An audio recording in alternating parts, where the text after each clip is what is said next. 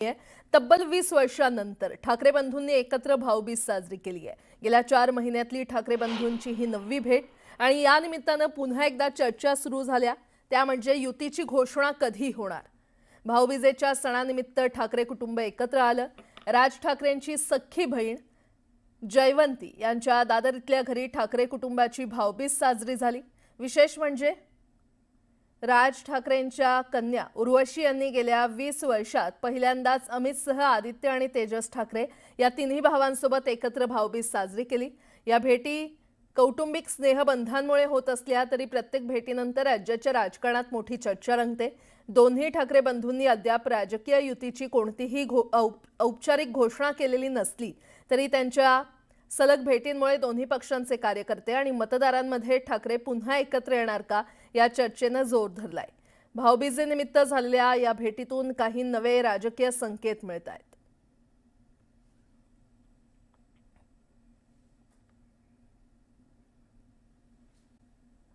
दरम्यान ठाकरे बंधूंच्या भेटीगाठी कधी कधी झालेल्या आहेत, आता ते देखील पाहूयात।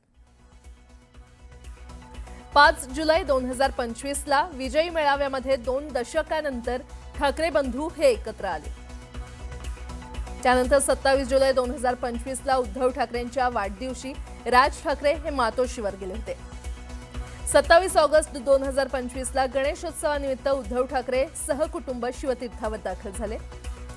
त्यानंतर 10 सप्टेंबर 2025 ला उद्धव ठाकरे, संजय राऊत आणि परबांसह राज ठाकरेंच्या भेटीला शिवतीर्थावर पोहोचले आणि उद्धव आणि राज ठाकरे यांच्यामध्ये त्यावेळी तब्बल 2.5 तास चर्चा झाली होती। त्यानंतर 5 ऑक्टोबर 2025 ला राज ठाकरे हे मातोश्रीवर भेटीसाठी पोहोचले आणि ठाकरे बंधूंमध्ये त्यावेळी 40 मिनिटे चर्चा झाली होती। तर 12 ऑक्टोबर 2025 ला राज ठाकरे सहकुटुंब मातोश्रीवर पोहोचले। मातोश्री निवासस्थानी ठाकरे कुटुंबाचं स्नेहभोजन पार पडलं।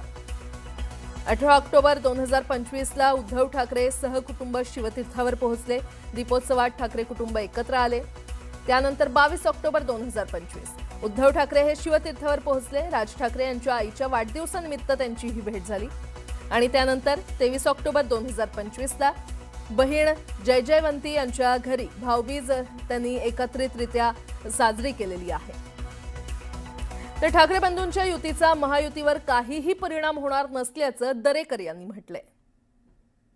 राज ठाकरे आणि उद्धव ठाकरे एकत्र येणे हा महाराष्ट्रासमोरचा प्रश्न नाही। राजकारणामध्ये मी अनेकदा सांगितलं, अनेक नेते एकत्र येतात, त्याप्रमाणे ते आलेत। अनेक पक्ष एकत्र येतात।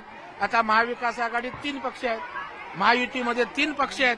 त्याच्यामुळे महाराष्ट्रात काहीतरी वेगळं घडलंय असं तुम्ही का म्हणता, हा मला खरा प्रश्न आहे। आणि कुठल्याही प्रकारचा परिणाम भाजपवर किंवा महायुतीवर होणार नाही। मुंबईसह महाराष्ट्रातील जनतेनं आमच्या पाठीशी उभं राहायचं ठरवलंय।